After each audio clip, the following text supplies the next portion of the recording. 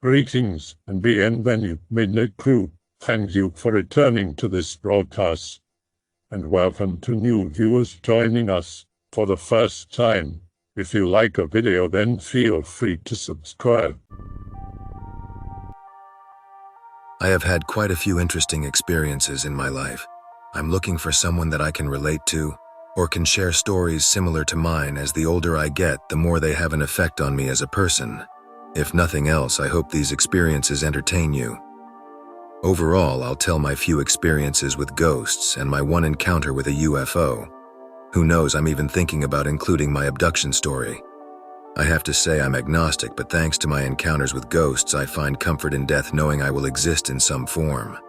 I think I'll explain my first paranormal experience, which has quite the backstory. It also has the most meaning to me as a person. My birth on December 12th was meant to be on December 24th, but I was born early for two reasons. First, my parents felt I would be cheated if my birthday and Christmas were too close together. Second, my grandfather had stage 4 lung cancer after a life of smoking 12 packs a day. My initial planned name was Doolin Raymond. My middle name comes from my grandfather on my mother's side.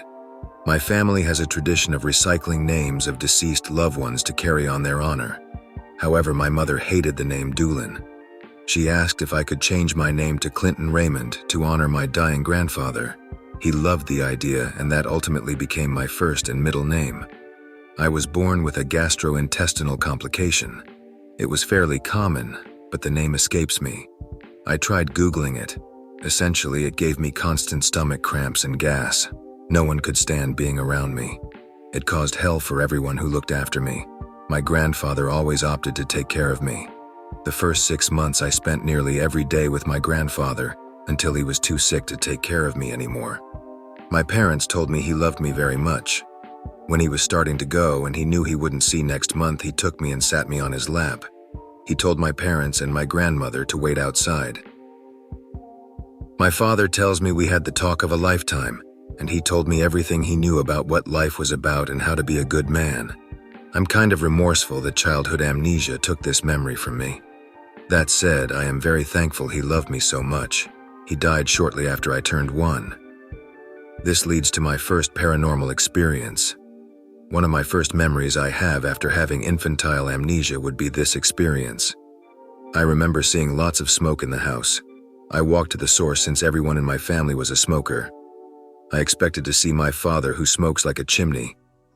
I remember seeing an old man with white hair and a black suit standing there smoking a cigarette. I was confused about who he was as I watched him, and he started coughing up blood. I yelled for my mother, asking her to help Papa. I remember my mother acted like I was crazy and said Papa was already dead. I ask my mother about it every so often, and she remembers it too. That was my first experience with ghosts, and by far the longest-winded experience I have had. Other than that, it's been typical ghost encounters. The backstories behind them are much shorter. In fact, really, this is the only other paranormal experience that has a backstory. The other primary encounter begins with the previous house owner. He fell off the roof while repairing it and died in front of the front room, which was a living room. The main room of the house was a den, which we converted into the living room. The room aforementioned became a master bedroom. My father worked as a truck driver. He worked most of the second and all of the third shift for Coast to Coast and then Walmart. After he moved his bedroom from upstairs to downstairs, he encountered something odd every time he woke up around noon. Apparently, he kept hearing two people inaudible mumbling outside the window when he woke up. He talked about it with my family and said the moment he said something or his feet touched the floor, it stopped. During this time, my mother was at work and us kids were at school. No electronic devices were on either. Since then, he encountered it nearly every day. Most of my family members encountered it, including myself. General consensus is that it is the previous house owner talking to another person who died in the house, as the house is quite old. Other than these two events in my life, the house has had general paranormal activity. Not your average creaks and drafts, though, most of which are chilling, some of which are harmless. I'm not quite sure how I can spruce these up, but I suppose I can try to give some context. First, I'll list the encounters that don't involve me directly. The force that shared our house with us was not fond of people outside of our family, as they'd feel a pinch on their arm if they fell asleep in the house or been scratched. This happened to my sister's ex-husband, my brother's best friends, and my brother's wife fairly often. The dogs always acted strange around the stairwell. My sister remarked, always thinking she sees something up there. All the different dogs we've had over the years always choose to bark and snarling at seemingly nothing, which happened at least once a month. The creepiest one would occur in my brother's bedroom, which happened to be directly above the old living room. Twice his ceiling has leaked, once in the middle of the room, once by the door. It wasn't an alarming amount, but it was enough to stain the ceiling and floor with no source found in the attic. One set of ghostly encounters my family has is moving objects. A majority of the renovations we have tried to make have been met with non-threatening resistance. This mostly occurred on the second floor of the house. An object will be flung. From my memory, a paintbrush was thrown across the room from on top a paint can. A screw was tossed at my father, hitting him in the back of the head with no one over there. A hammer being tossed a few inches as well. We didn't really care as it wasn't directed at anyone. It mostly felt like an act of resistance rather than a warning. The final ghostly experience we experienced in that house happened after my parents separated. My father fell into depression, seeing things reminding him of my mother, and along with bills stacking up, we decided to move. We found a house and started getting things ready there, leaving our old house behind. Finally, the day came for the final sweep of the house. It had been a few months since we visited, and the house felt fairly empty and quite literally cold. We started by looking through desks and file cabinets to find our names on mail, to remove them from the house, as well as our final attempt to find anything of sentimental value. As I went into the dining room, I noticed the source of the unusual chill. The sliding glass door inner pane shattered, leaving only the outside pane with no apparent cause. The track and lock weren't upset.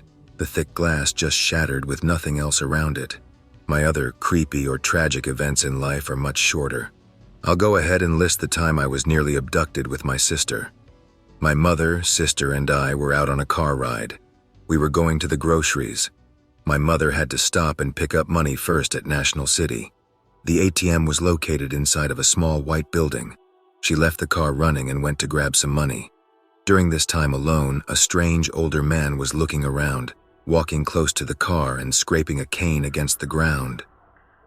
My sister noted it looked like he was cleaning the parking lot. He suddenly tried to jerk the car door open that my mom locked before getting out. After breaking the door handle trying to get in, he sprinted off. My mother came out and noticed we were freaking out and crying. I was only around 4 at the time and my sister was 11. We explained what happened and my mother freaked out, but ultimately there was nothing that could be done. Finally, and most traumatic, is my UFO experience. I'll be frank, I get the willies to such an extent I tremble in fear and feel really jumpy recounting this story, and I always feel the need to look over my shoulder and make sure I'm safe when I'm alone. It was 2002. I was up alone at night using Kazaa to download Simpsons episodes. I lived on the outskirts of a town. This was my original house where I had all my other experiences, not the one I moved to recently. I kept my computer in the dining room next to the glass door that shattered. Anyways, I just started a Simpson episode and I noticed something in the sky and was excited to see a helicopter, but I thought it looked weird as the light was fairly condensed. I noticed a few things. It moved really smoothly for a helicopter even, and I didn't notice a body to the light or hear any noise. I looked at the time, which I noted to be 1:30, and went back to watching the light.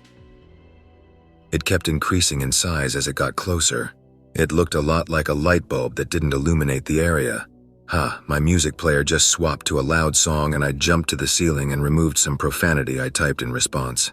Anyways, I lived right next to a forest. We had a fenced area for the dogs to go out, but beyond that it was a solid collection of thousands of trees. I watched the object go over the trees and eventually settle above the fenced-in yard. I was paralyzed with fear staring at it, unable to will myself to move an inch. After what seemed like forever, it flew away and I was still unable to feel myself to move after it gradually faded away. I was too petrified to even begin to think. After my mind started to work again, I screamed loudly for my parents and woke everyone up. I couldn't be alone.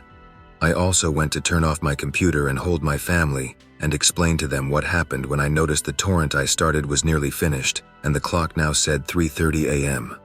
No matter how much I replayed the events that just unfolded from me noticing the object to me screaming, I couldn't comprehend more than 10 minutes passing. The torrent progress confirmed the time really passed. I wasn't imagining the time. I had no idea what to think, but I know from others with similar experiences that happened during that lapse in time. I do not wish to ever know. My heart can't stand recalling this experience as it is.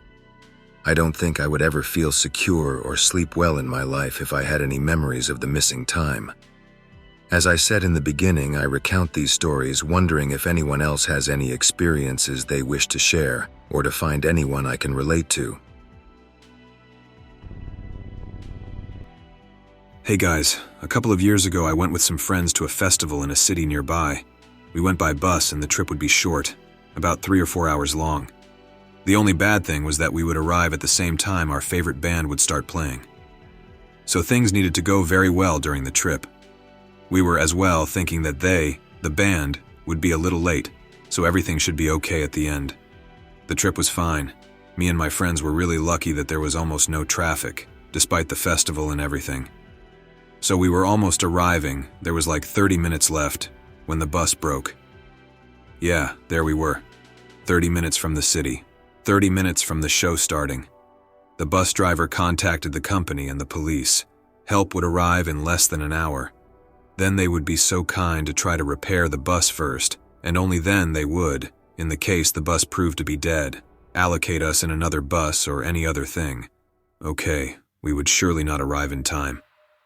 That much was certain. Our group was small, 5 or 6 guys. I can't remember right. And from this group only me and a friend thought that it was a bad idea to wait for the other bus. We could walk the distance. We did not need to go the same route the bus would take. We could take shortcuts, so in less than an hour we should arrive at the festival, losing maybe just the first minutes of the show. The other guys were against it, thinking it would be dangerous. So we decided to split up. Me and my friend went ahead, the others would wait for the bus. As a precaution, we left our expensive belongings with them. No watches, no cell phones, no nothing, just some emergency money and our documents. And we went on. First we took 1 or 2 shortcuts, obvious ones. After this, everything went wrong. We were walking alongside the road, just the 2 of us, and we noticed how little we would be passed by a car or something.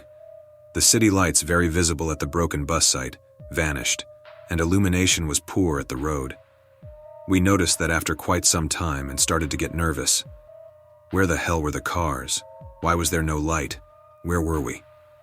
We tried to get a ride from a car, but they could not see us in the darkness, and likewise wouldn't see us if it was daylight too, because the rare cars would speed so much that we could not believe our own eyes. Having left the watches and cell phones, we didn't know how much time passed since we started and couldn't ask for help. We were afraid. After walking for what seemed to be a lot more than an hour, something like 2 or 3, we started to get thirsty and hungry. There was only darkness, and it didn't seem like it would end anytime soon. We couldn't find the other shortcuts. There was now no signs or boards that would help us identify where we were.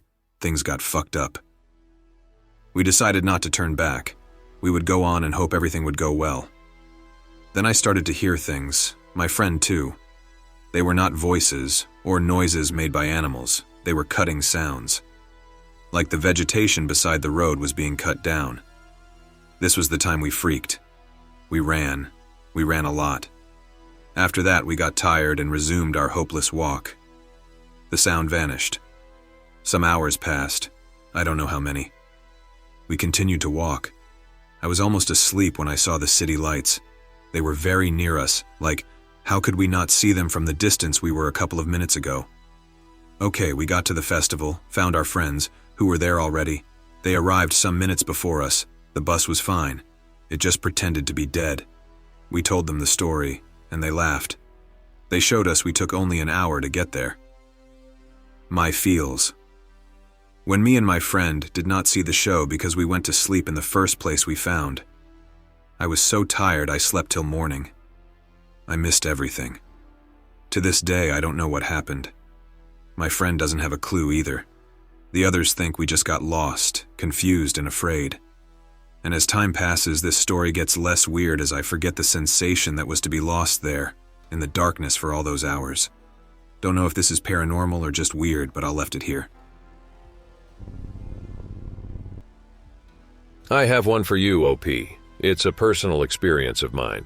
A bit too long to post in one go, so have a look here. This was originally posted by me on March 2nd, 2012. The disturbances have stopped since then. This is a re-upload correcting a few spelling and grammatical errors. To those of you reading this, I want you to know that this is neither creepypasta nor is it copypasta.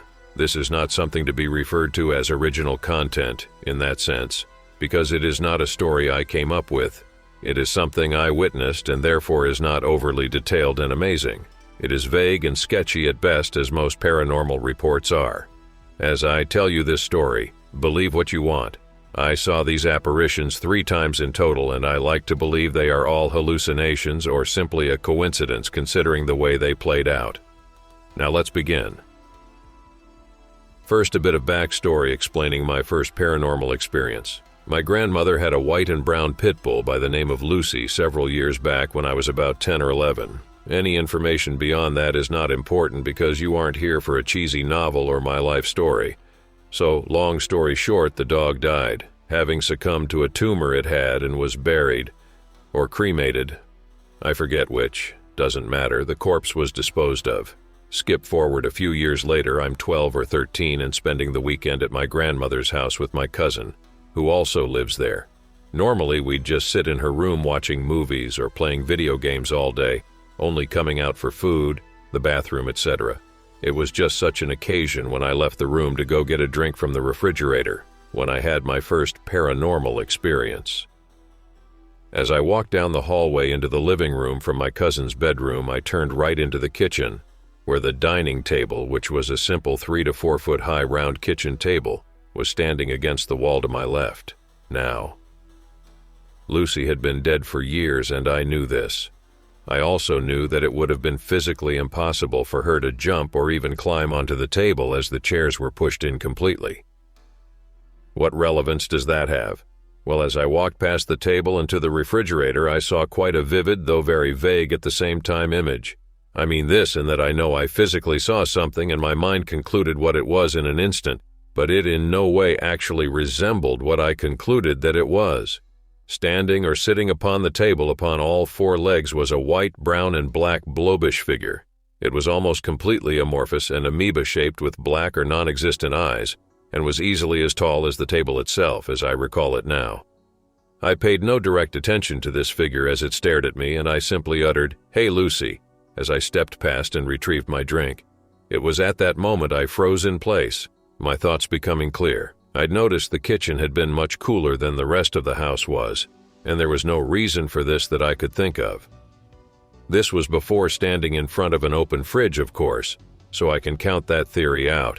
But as my thoughts became apparent that Lucy could not be alive, much less be standing on the table.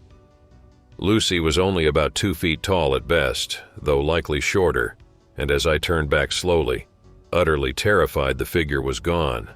I felt my heart pounding, accompanied by that deep, nauseating feeling from the sudden onset of anxiety.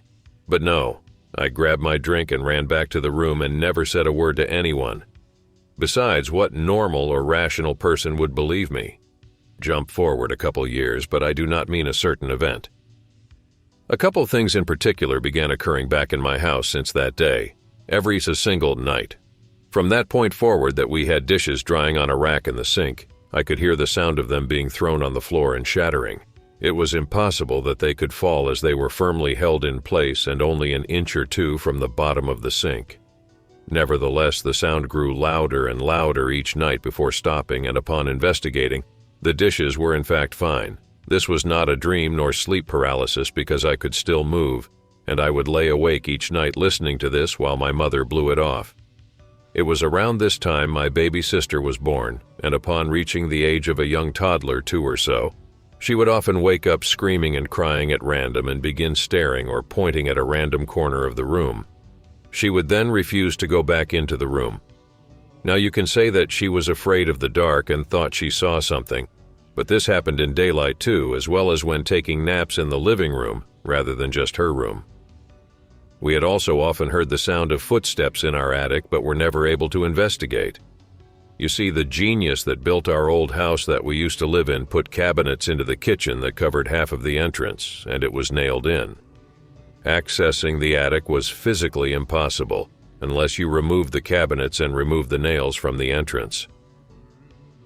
One more final unsettling detail about this house before I move on to the final and latest occurrence. We had a rather large backyard with a brand new shed sitting in the far back. And as a young teenager, I was of course curious. My friends and I often explored the small set of woods behind the neighborhood, and this time decided to cut through my own backyard into them when we found it.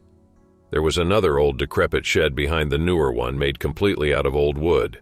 It had a single window covered by tarp, a dirt floor, and a rickety door. There were holes all over the door as if the wood had been grabbed and ripped away, not drilled or chopped. The lock consisted of a loop with a wooden peg in it that we easily removed and forced open. Within this shed was nothing much of note. There was an empty oil barrel, some tires, a fender, and a wooden pallet. There were no signs of any person or thing living there, or that the items belonged to anyone. Simply garbage.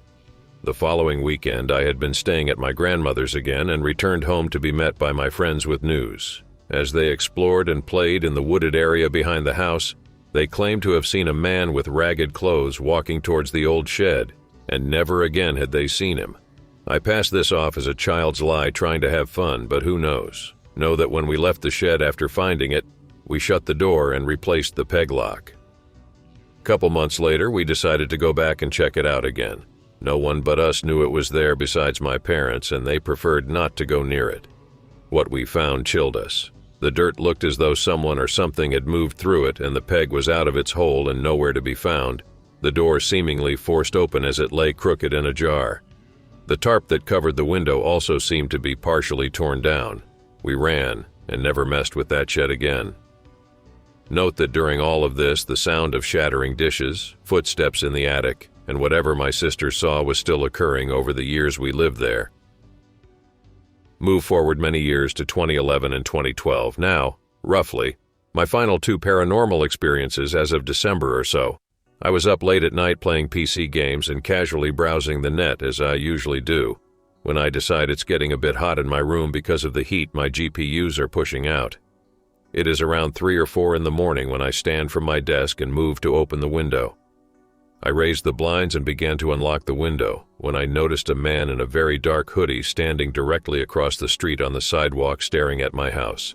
It is too dark to see his face and I instantly panic, and for the wrong reasons. I duck down and hesitate for a moment before slowly lowering the blinds and taking a step back. I am generally a very nervous person and I do not want people to think I'm watching them. I did not want to offend the man, so I quickly tried to shut the blinds as I said. It didn't take me but 5 or so seconds to realize that there was no reason for that man to be standing there at 3 or 4 in the morning and staring at my house. After all, I had seen no cars of any sort and no other people. He was just standing there across the street. Now in the 5 seconds, and I do literally mean roughly 5 seconds, it took me to realize that I carefully peeked through my blinds and the man was gone, completely. I suddenly felt very vulnerable and more afraid than I had been in years and went from one window to the next. You see, my bedroom has 2 windows and my house is on the corner of the street. My room happens to be on the corner of the house. From here you can see down every street all the way, and the neighborhood has only one way in and out of it. In the few seconds I looked away, there was physically nowhere that man could have gone to be out of my line of sight. He simply vanished. Note that there is a house directly across the street from me and a church on the opposite corner on the road that leads out of the neighborhood. The house has been vacant since its previous occupant, an old woman, passed away in it. Below is an example of the layout, I mean. A month later in January, I happened to catch a glimpse of this man again, though I believe it was a coincidence. That night my friend Andrew was over, and as we often did, we stood outside my house chatting into the ungodly hours of the night. It was around 2 or 3 a.m. when we saw a man in a dark hoodie ride past us on a black bike. Again, it was too dark to see his face. He rode past us into the parking lot of the church across the street from me. He stopped at the far end just outside of the light and got off of his bike, walking around to the front of the church.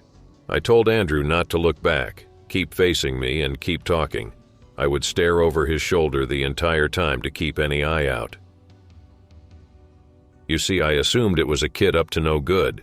Teenagers in this area often climbed on top of the church for whatever reason, but what happened that night I still cannot explain. It seemed that I stared at the bike for several minutes straight and never saw the man come back for it. I was beginning to worry that the man was defacing the church when suddenly something happened. It was like my sight and my mind completely blanked out for the last minute or two. Despite staring at it the entire time, the bike was gone. Andrew and I quickly rushed over towards the church and split up to look around both sides. There was no trace of the bike or the hooded man anywhere to be seen, and at this point I was beginning to feel very nervous. The light that illuminated the parking lot was not going on and off quite frequently, as several of the neighborhood dogs began barking. We heard many eerie noises in the area, which we chalked up to nerves, and decided to call it a night then and there. That was the last I've seen of the apparition for now, but things have not quite stopped yet. Since that night, occasionally I've heard very, very loud banging on the outside of the house, particularly the walls of my room and the AC unit just outside. I also hear a sound as if someone were stomping on the roof over my room. There have even been some nights where I lay in bed and hear whispers coming from outside and in some cases, somewhere in my room, though that is all probably nerves. One more thing of note is that since that night my dog has begun barking randomly at places in my house and will often stare into my room at seemingly nothing and begin growling and barking. On a final note was what just happened tonight with my closet. The two boxes were stacked perfectly flat before suddenly the one on top was flung into the door somehow. I heard 3 loud consecutive bangs, and upon opening the door, one box was on the floor and the one below it had its lid completely ajar as if something hit it very hard from within. Make of this what you will, but as I'm sure you know, the real paranormal experiences are often those with the least amount of indisputable evidence and the vaguest details. It is difficult to explain that which can hardly be explained, redundant as that is. I was working as a camp counselor for a scout camp a few summers ago. Last week was a large canoe trip with all the kids. Our lead guide falls sick and has to go to the hospital. Instead of canceling the trip, all the counselors decide that we can hire a guide from the nearest town. Find a guy in town who was reluctant, but we managed to convince him by paying more than offered and threw in a 24-pack of beer. Day of the trip comes and he arrives with a rifle in tow. We try to convince him to leave it because we've got kids here and we don't want them scared as to why we need a gun. This is Canada, so guns aren't too common, especially with city kids. He says it's for defense, and how he knows this place better than us, and it would be wise to have it in case. We've already paid him. He had already drank some of the beer, so we said fuck it, just have the gun out of sight from any of the kids. The canoe trip was fairly uneventful for the first 2 days. We are following the river and stopping at various areas along the way. Day 3 is really hot, and the kids and counselors are tired earlier than anticipated. We decide to stop on a large island in the mid-afternoon and make plans to camp on it. When we get ashore, we see some rock formations that look prearranged, almost artistic in a crude sort of way. We unload the 6 canoes we have and set up camp. Some of the kids decide to wander into the forest and come back screaming. They've found bones all over the forest floor, scattered in all manner of places. The guide we hired looks nervous, steely eyes looking around at the rocks and goes into the woods to see the bones. A couple other kids go on the other side of where he went in and find those hut sort of arrangements made out of branches, kind of like the ones homeless people will make in the woods. The guide comes out of the woods and finds us counselors, tells us we shouldn't stay here and it's not safe. Ask why, but he won't divulge. Tell him it's too hot to pack everything back up and continue down the river. Everyone is too tired. He warns us that this island belongs to someone or something and we shouldn't be here. We laugh it off because if it belongs to someone, they'd surely be out and ready to talk to us to get off almost as soon as we arrived. We've been here for 2 hours and no one has approached. He looks at us with contempt and goes and lay down in his canoe. Few hours later, sunset and everyone is really relaxed. Some of the kids have decided to explore the island a bit more. Others are swimming. The other counselors and I are looking over the map and planning for the next day. Realize the island we're on is huge and stretches on for a good several kilometers. We're going over this when we hear an ungodly scream from the forest. Like an animal, wet and visceral but different. Kids come screaming out of the forest, stammering that something is in there watching them and throwing stones at them. One of the kids threw a stone back, and that's when the scream started. The guide hears this, runs up to us with his gun and motions all of us to get to the canoes. Another scream rips through the air. Guide yells at us to move now or face the consequences. He goes towards the forest. We all scramble to the canoes, trying to make sure all the kids are present. We wait as we see the guide go into the forest. It's quiet for I don't know how long. Suddenly, a shot reverberates throughout the area. Then another. Then the guide comes running full tilt out of the forest, screaming at us to go, go, go. We get in the canoes and wait for him to catch up before pushing off. As we start to paddle around to the side away from the shore, several rocks come flying out of the woods and land on the shore and into the water near us. We paddle hard to the other side of the river and find some sort of landing. We demand to know what the guide saw in those woods. Tells us it was someone's territory, just not a person's. 17. Worked the graveyard shift at McDonald's from midnight to 6 a.m. in the summer. It's mostly dead around this time, and usually the second shift people already did most of the cleanup. This time of night we usually only sold nuggets, burgers, and drinks to the late-night customers. Lobby closes though until 6 a.m. Or my store did at least. Don't know if every store did. Be shooting the shit with my shift manager Josh. Josh is a total bro, a few years older and generally didn't give a damn about most things. He stops and asks, "Hey Anon, didn't Donna leave like an hour ago?" I ask him why. Says he thought he saw someone out of the corner of his eye in the dish pit that's right next to the back booth. Tell him that yeah, she did. I saw her leave. For context, Donna was this older lady who worked late night. She was usually off at midnight and out of the store by 12:10. Look over to the dish pit. Hear what sounds like someone's walking around there. Me and Josh book it for there and back booth. Nobody. Our back booth only leads one other place, and that's the crew room. Nobody there. From then on, we were both convinced the store was haunted. Be 9 years old, visiting my dad's house on the weekend in the middle of nowhere town, Nebraska. His house is an L-shaped single-story home. Bedrooms down the long hallway, living room and kitchen at the other end. My room is at the end of the hallway, my dad's is across it. It's 2 p.m. and I am bored of playing banjo and kazooie. Open my door to go see what my dad is doing in his room. He is taking a nap. Decide to go get a snack and run down the hallway towards the kitchen, looking down at my feet as I run. Make it like 10 feet before I look up. Heart stops, my body freezes, hair is standing on its ends.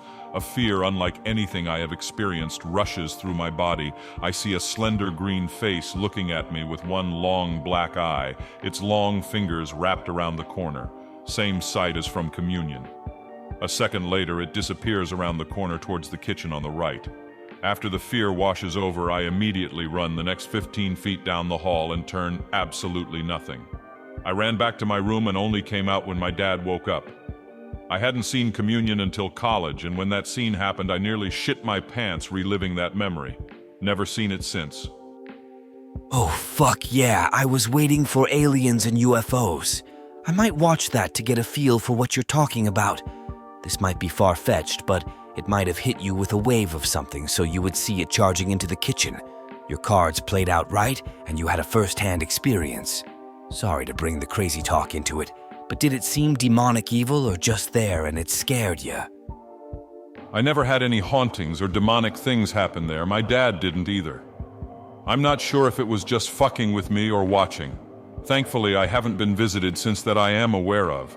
But typing this out is making me glance over my shoulders. I honestly don't think aliens are gonna do any harm. We got us for that. I'd just be looking at these other threads and stuff, and they say they're demons and all sorts of shit. So I figured I'd ask someone who seems like they truly experienced one. I've seen weird shit in the sky. Nothing too noteworthy really, but enough to think there is shit up there. I hope that you enjoyed tonight's broadcast. If you enjoyed tonight's story, then please subscribe to the channel as more Greentext will appear daily. A new broadcast will appear when the clock strikes midnight Central Time.